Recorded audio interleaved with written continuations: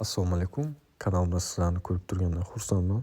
Bugungi videomizda qanday qilib brokerga pul kirgizib, pul chiqarishni ko'rib o'tamiz. Va birinchidan,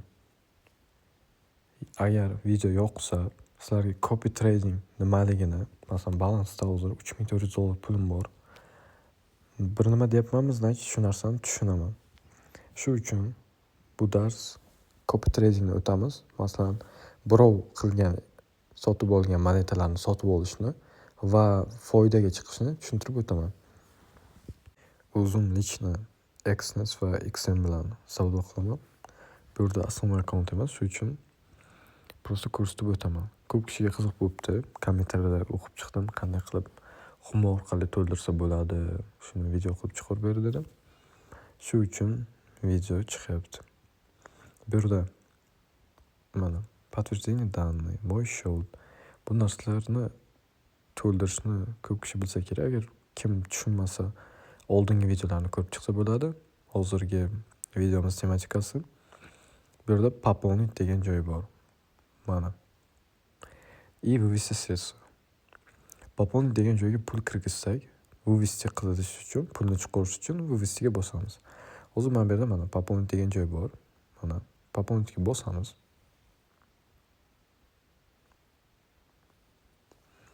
Bu yerda Visa karta, kriptovalyuta, Binance'dan to'lasak bo'ladi. Bu yerda esa Uzcard va Humo. Uzcard va Humoni bosamiz. Eng minimalni to'ldiradigan depozitimiz 600 ming so'm. Summa пополнения.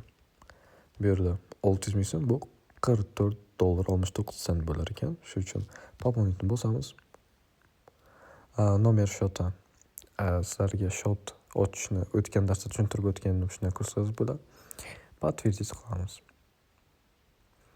Sizni saytga tayyorlaydi. Bu yerga esa Uzcard yoki Humoligini tanlaysiz. Agar Humo bo'lsa Humo bosamiz, Uzcard bo'lsa Uzcard bosamiz. Bizniki masalan Humo bo'lsa Humoni bosamiz. Mana. 25 daqiqa vaqtingiz bor. Любой bankdan Humo bo'lsa bo'ldi. Mana shu nomer kartaga mana bu yerda. Bu yerda Yelena S bo'lib chiqadi. Shunga 600 ming so'm tayyorlaymiz. 600 1 ming ham emas. 600 2 ming ham emas. Tayyorlab bergandan keyin to'lagan kartangizni oxirgi raqamini yozasiz. Masalan, 56 14 65 55. Shuni oxirgi 4 ta raqami masalan 14 44 deb oplatani zavisht qilsak bo'ladi. Oplata zavisht qilganimizdan keyin balansimizga pul tayyorlab beradi. Lekin bu sizlarda dollarda ko'rinadi. Akkauntni qanday qilib ulasak bo'ladi MetaTraderga? MetaTraderga ulash uchun mana bu yerda MetaTrader 5 ta yuklab olamiz. MetaTrader 5 ta yuklab olganimizdan keyin mana bu yerda istoriya bor. Mana depozit qilingan, hammasi real. Bu yerda Настройки degan joyga o'tib olamiz. Настройки degan joydan bitta plyuschani bosamiz, tepada plyuscha chiqadi. Plyuschani bosgandan keyin XM da hozir shot degan joyga o'tib olamiz. Moy shot. Mana bu yerda nomer shot bor. Server degan joy bo'lishi kerak. Eng oxirida server degan joy bor. Serverni olamiz, kopiya qildik. Shuni qo'yamiz. Mana bu yerda chiqdi. Bosamiz. Bu yerda logins tepada bo'ladi. Mana. Loginni qo'yamiz, parolni yozamiz. Agar XM brokerdan registratsiya o'tmagan bo'lsangiz, ссылка kommentariyaga bosgandan keyin ссылка bo'ladi. Shu ссылкаdan o'tsalaringiz $50 tashlasangiz $100 bo'ladi.